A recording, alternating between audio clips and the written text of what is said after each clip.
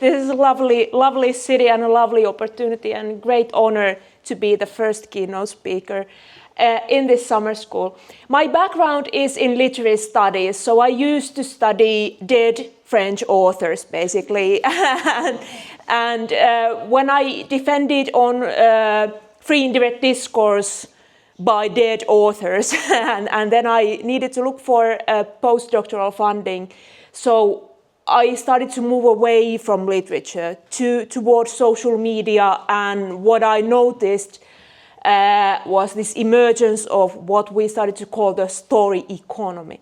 So, but my background still is very much in literary narratology. So what I'm basically going to provide you today with are qualitative methods at looking at the discourse. So I am not talking about the algorithm, but I'm definitely talking about an algorithm-induced discourse level. So this will be slightly different from the other keynotes, I'm pretty sure, but I really hope that you'll find some, particularly some methodological tools maybe to look at social media induced or social media fueled discursive practices in the contemporary society.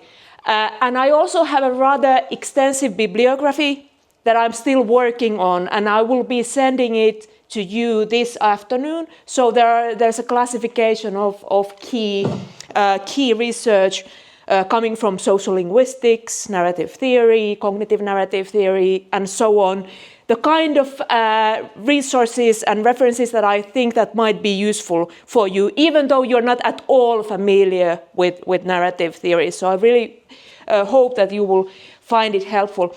So as Jill just mentioned, back in 2016, we came up with the idea, I and my research group, that we need to study the story economy from a critical perspective. So I would say that the 2010s was really the big decade of the story economy.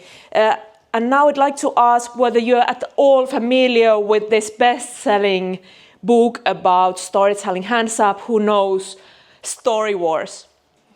So it was a big thing in 2010s, and what how we learned about it was that we were having this debate between our research group and the Green Party in Finland, because I was publicly criticizing them for posting these Victorian benefactor stories where they encounter the deserving poor, like a Dickens character, recognizing this lump figure of a poor person lying on the street and then secretly saying something extremely wise, and then this Green Party politician having this epiphany of like a structural epiphany or having to do with poverty or disabledness or any kind of So this kind of I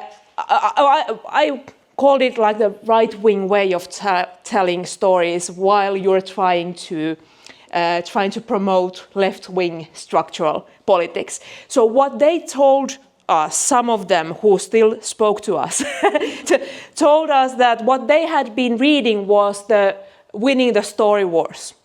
And this is like a self-help narrative theory book by a viral marketing guru, Jonah Sachs, who is all about the campfire. Let's return to the campfire because people have been telling each other stories for 10,000 years and so on and so on, and hardly anything about social media, like actually what social media is and what the campfires are today. So much of storytelling consultancy is about this campfire rhetoric. And I will give you some quotes from the Story Wars. So people who tell and believe the same stories hold the same values. This can be contested by probably any example from contemporary social media. The winners of the Story Wars all have a single compelling message that turns out to be the key lesson of every communication. Good morals are simple, repeatable, and memorable. And the more powerful we believe our facts to be, the less we remember to make an emotional connection or any connection at all with our audiences. So you can easily imagine how this works so well in the startup industry or any kind of business consultation. So CEOs are taught to tell these pocket-sized, warm anecdotes about their lives and how they and the epiphany usually brought about by this anecdote. And great stories are universal, and this is really the most dangerous thing to say. Great stories are universal because at their core, humans have more in common with each other than the pseudoscience of demographic slicing has led us to believe. Great brands and campaigns are sensitive to the preferences or different types of audiences, but the core stories and the values they represent can be appreciated by anyone. Universality is the opposite of insincerity. So also establishing the capital of authenticity here. So in the storytelling industry, storytelling usually equals authenticity, and that is the primary capital. So you can actually speak about narrative capital that is completely intertwined with the digital capital. But this is the thing that the consultant hardly ever brings up, because if he or she brings up the digital, then you can easily see how the argument about the universality starts to crumble.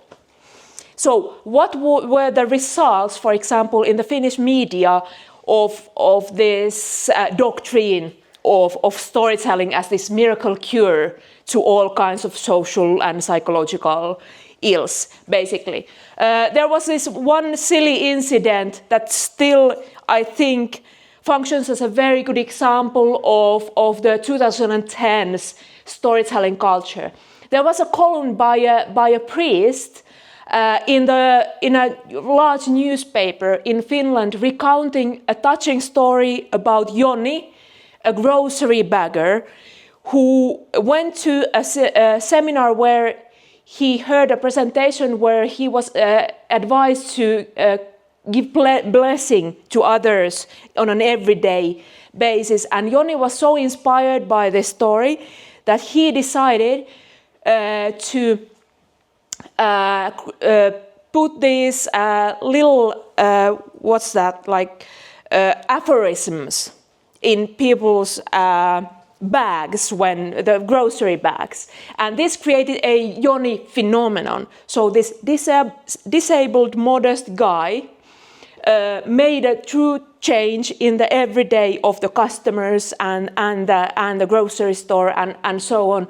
And this works as a good example of how to bring blessing into each other's lives. And this became, because of social media reception, the most read piece in that newspaper on that year. And people were sharing it frantically, this inspirational story. But of course, every time you have a compelling story that goes viral, you always have those guys who do their own research. And it usually takes only a couple of hours for them to figure out. And for example, in this case, what they figured out was that this is a story taken from US-based consultancy pages and also from some religious organizations are using the Johnny the grocery bagger story, and it has a lot to do with customer loyalty and consultancy for leaders and so on. So an international inspirational story meme shared by a priest in a newspaper becoming the most read piece on that year tells everything about the 2010s. And then the writer actually wrote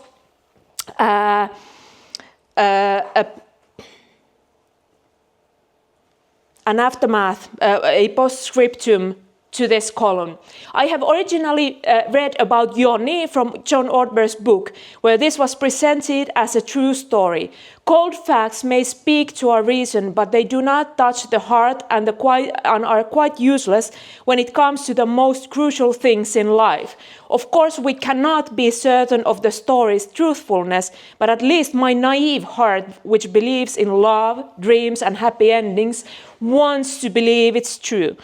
And then he also repeats this in an interview. True or not, it's a brilliant example. So this logic of exemplarity made a return in the 2010s. It was dormant for 300 years. So in the age of the Enlightenment, people witnessed the birth of the genres of the novel and journalism. So actually the history of factual and fictional narrative, it's only 300 years old. And now to us, in my research projects, it started to look like we are returning to the Middle Ages. We are, or the classical ages in the storytelling culture.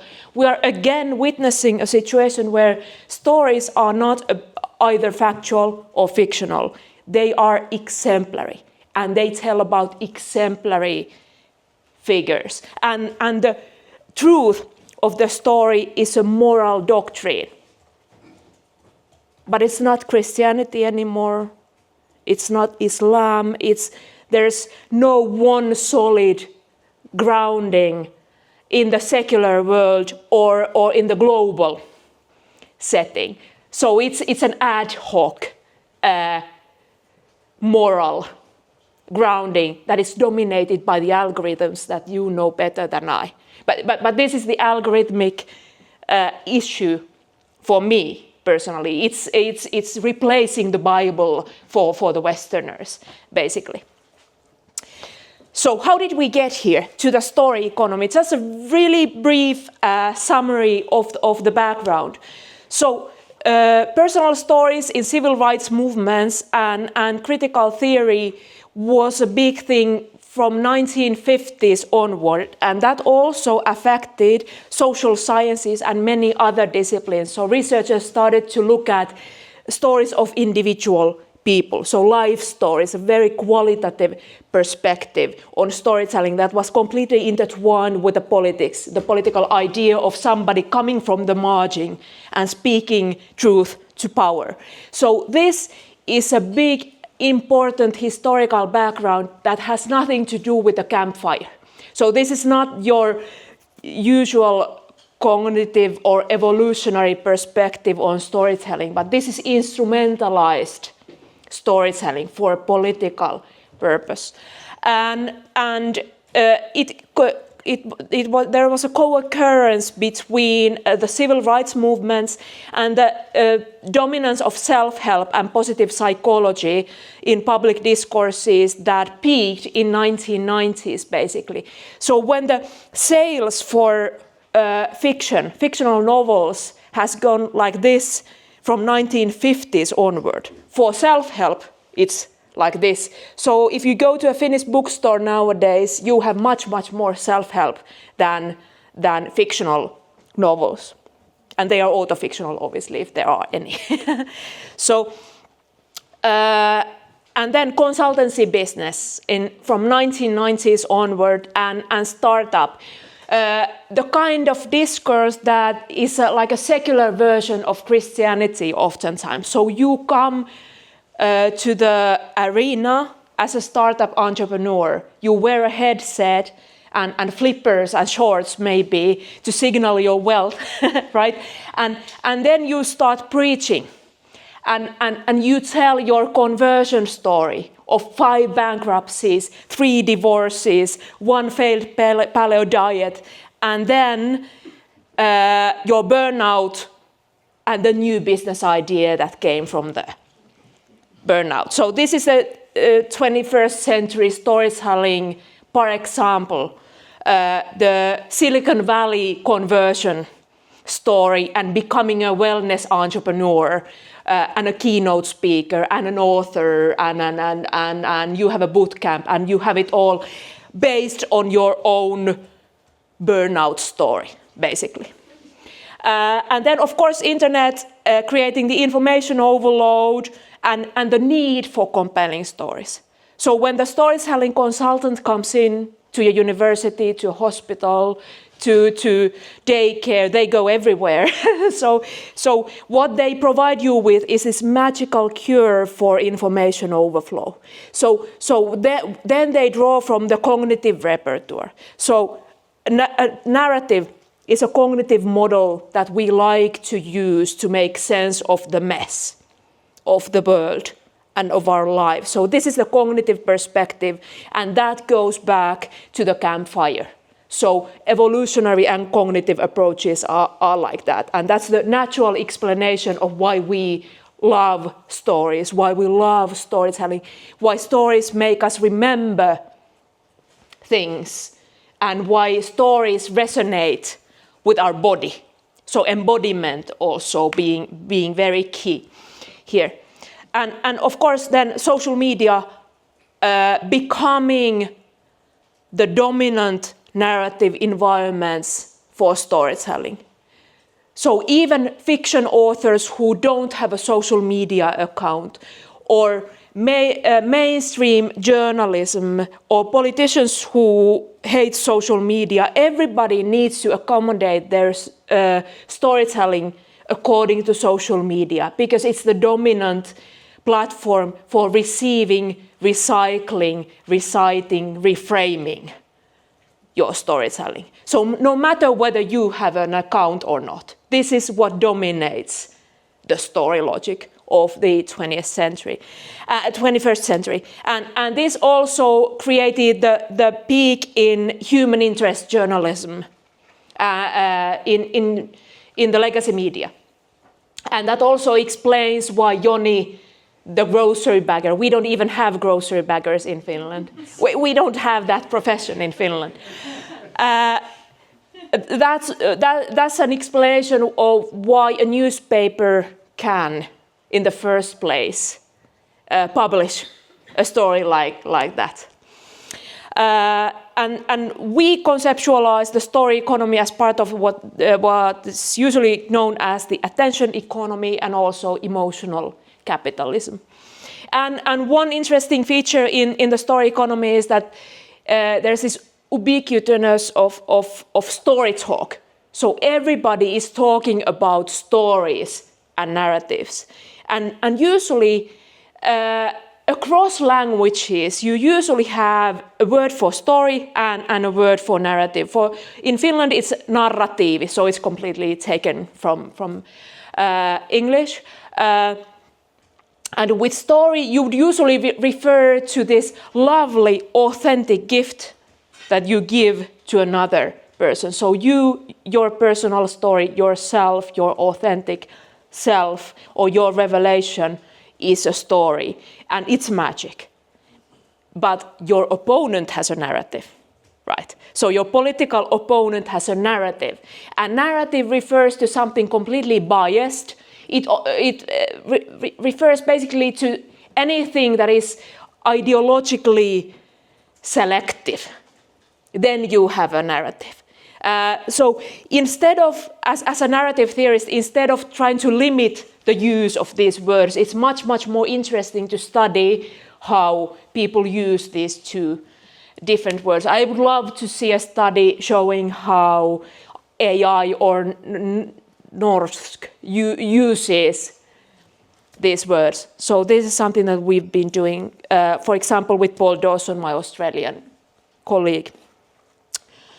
And of course, the next step being how the story economy is affecting AI stories. When I was attending a workshop organized by JEL in Bergen this year, I looked at your corpus, and it's striking when you have the prompt to tell a Finnish story, tell a Norwegian story, tell a Ukrainian story. Even just the use of the word story in the prompt generates this storytelling bullshit. in the story. So where the conclusion is that the young woman collects stories in the village and then they paint a mural inspired by the stories, or the magic of stories, or the forest was full of stories. So you can easily see how only the use of the word prompts this what I call the storytelling bullshit. And I'm serious, I'm pretty critical toward the industry. So I'm not hiding that. So after the Joni, the grocery bagger who probably never existed, 2019, what happened? So the political polarization was developing in the Nordic countries, in Scandinavia, and pretty much worldwide.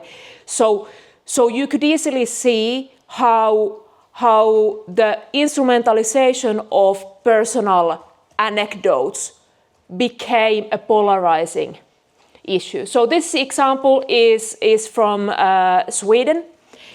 Probably no one recognizes this. Or do we have people from Sweden here? So do you remember the Jimmy moment? More or less. Okay. This was 2019. There was a column, again a legacy media thing, by Dr. Kaisa Dostad, where she recounted her experience of being in a suburb late at night, trying to look for meatballs for dinner, because meatballs is a Swedish traditional dish. So she wanted to find meatballs, but there were only Arabic stores everywhere. Just halal meat and strange lentils and food that she didn't recognize. And then she had suddenly her Jimmy moment. And Jimmy here refers to Jimmy Åkesson, I wouldn't say maybe not extreme right-wing, but very conservative right-wing party leader in Sweden, who is vehemently opposing immigration. So she, who thought herself as a liberal person, had her Jimmy moment, realizing that immigration has gone too far and Sweden has failed to hold on to its identity and so on. And this created what we in social media studies call hashtag storytelling.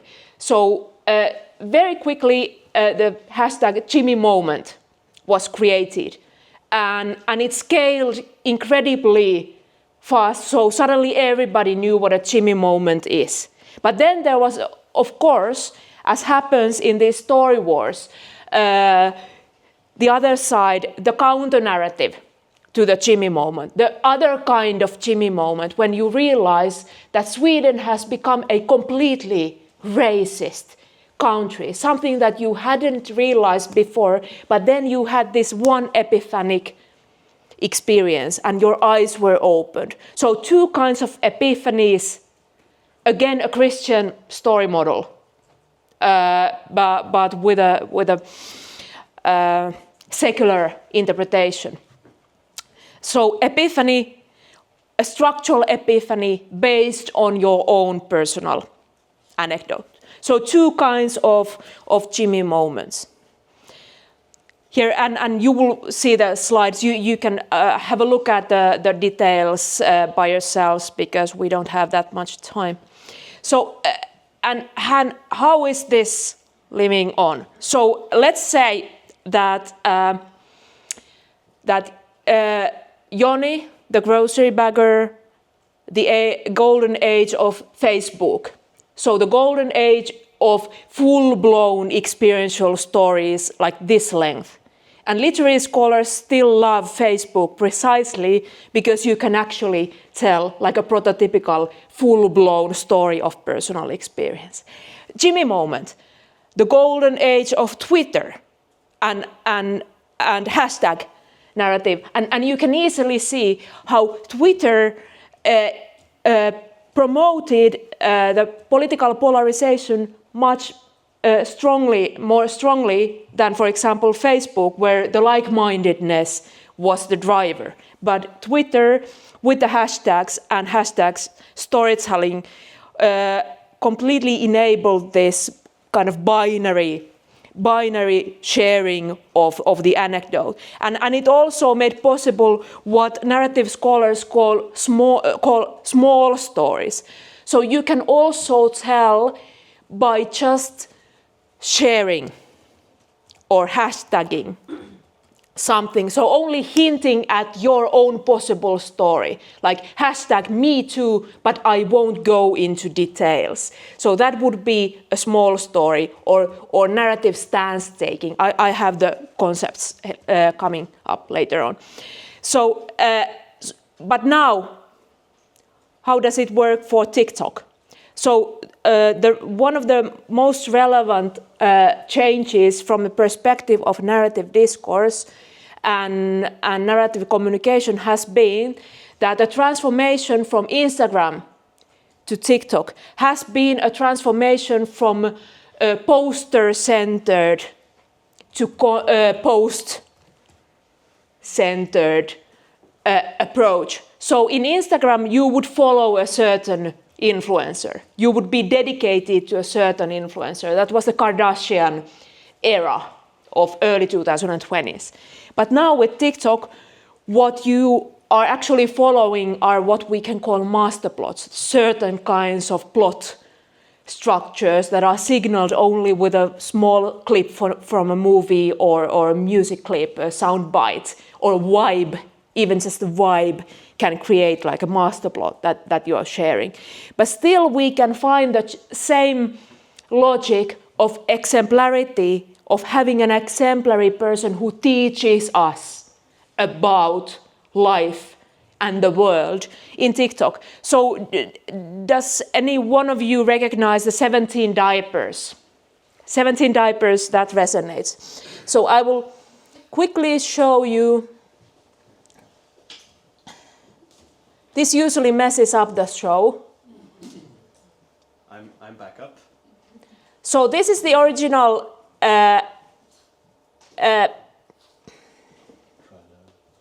No, not this.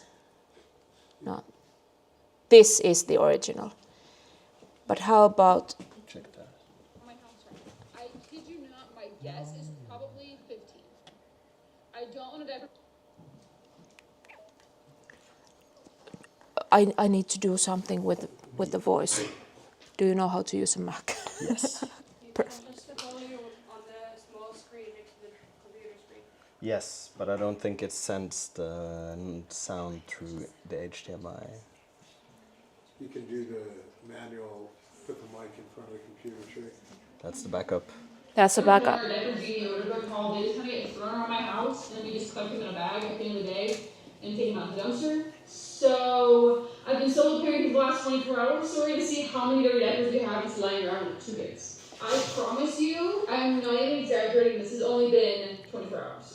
So I'm counting just 4 diapers. So she will just go on picking the diapers, and she finds 17 used diapers in her home.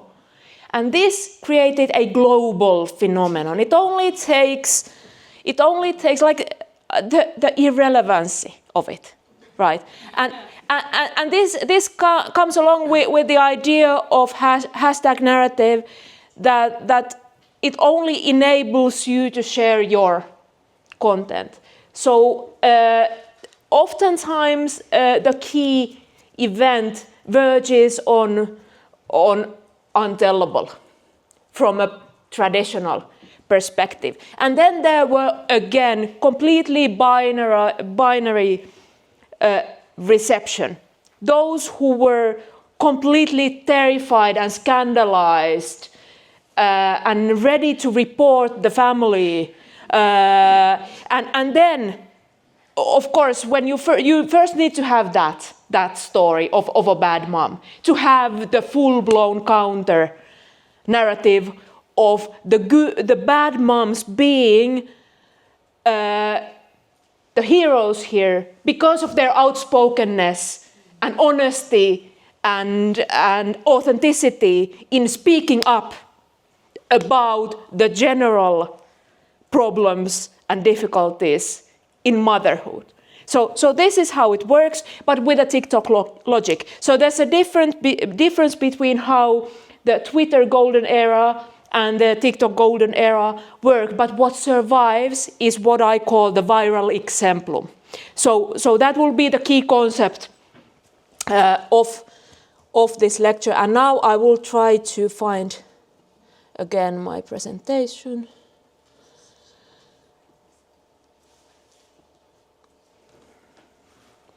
So you can watch the responses. This is, I think, the most interesting response video, because it's an apology to the original poster, because the reposter only heard about the case through other posts on TikTok. So this kind of multi-layeredness in the narrative communication situation is extremely important. We just don't have time to look at the responses this time. So to give you a very simple definition of narrative that you can actually work with. And this comes from cognitive narrative theory, coupled with sociolinguistic approaches to narrative. So you can always say that somebody has a narrative, or this summer school was a narrative, or Jill is a narrative. You can say that, and obviously she's a lovely heart-shaped story, but she wouldn't have the ERC without a story, right? A great storyteller. So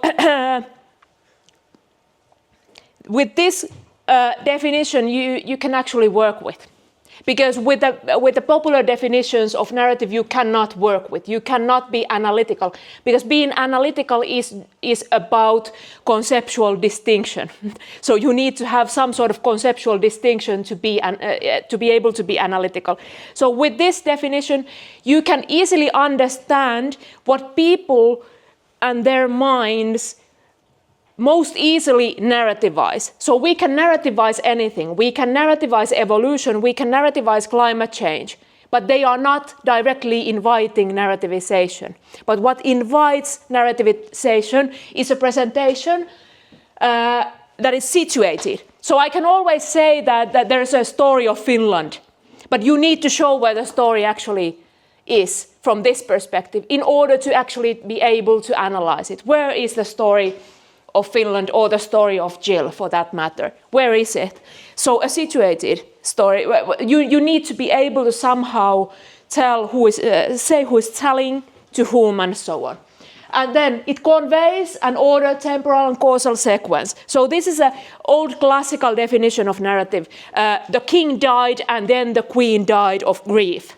So you have a temporal sequence of events, and then you have some sort of causality. Without the causality, it would be a mere list of events. So this would be the classical narratological definition. But from a cognitive perspective, and this is extremely important and interesting, you need to be able to construct a story world with particulars. And this is why narrative journalists, for example, start the interview by describing what the interviewee is ordering, or recounting their interviewee's story by recounting the weather in the setting, and so on. So to give a cognitive inference to create a certain kind of story world. So from a cognitive perspective, we have all kinds of story worlds already inside our heads. For example, for a fantastic world. So we have a certain kind of model, but we need inferences. We need the mention of the dragon to have the story world activated cognitively. So that's why we need story world particulars. We need to know that somebody ordered a cafe latte, and then we are imagining a certain kind of cafeteria, and so on. But this is the most interesting thing from the cognitive perspective, an event that disrupts this story world. That's why we have the burnout stories. That's why the startup entrepreneur is setting up his business on the burnout story, because it creates a world disruption. So business as usual, and this is what I've been studying, for example, the welfare state when it functions in the Scandinavia is untellable. You only get to hear stories about somebody falling through the safety net of the welfare state. So you need to have a story world disruption, and preferably only just one.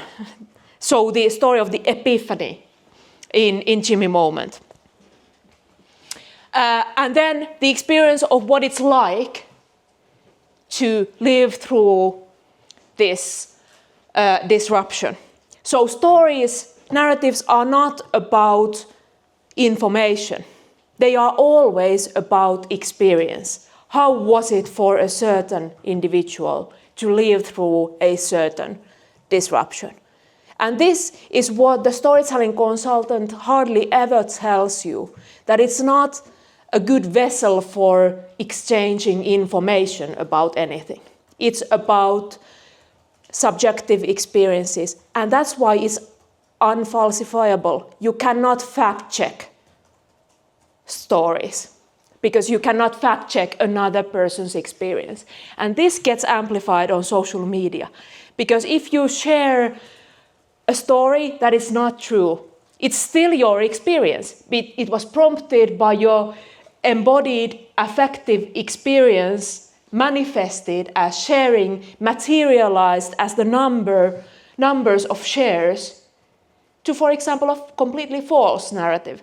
But nobody can falsify your reaction, because your reaction is already making a narrative representative and resonant in many ways, and the numbers of shares and likes and comments materialize this.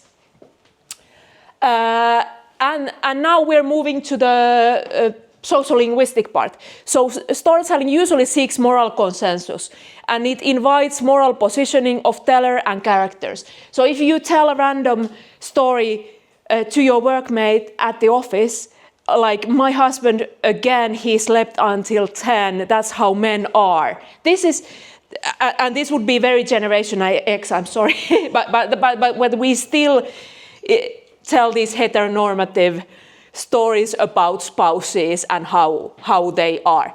So the logic of the story is not that you just want to share information, but you want to share a universal doctrine about how husbands are. So it's usually this circular logic of, look at what my cat did.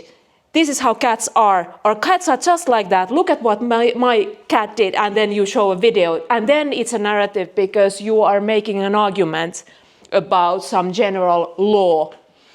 And it derives a general lesson from particular events. So this would be the social linguistic perspective coming from the study of face-to-face narration. So not online, but offline, old-fashioned storytelling. But if we combine these two old-fashioned theories, cognitive coming from the campfire, and then social linguistic coming from the study of oral face-to-face narration, we can come up with the prototype that we still operate with to some degree. But the big question is what social media does. Okay, so this is just to give you an idea of one, I think, key problem here. So with the cognitive prototype, you cannot tell about complexity usually. You cannot tell about supra-individual, processual, complex issues, because they have no clear causality, and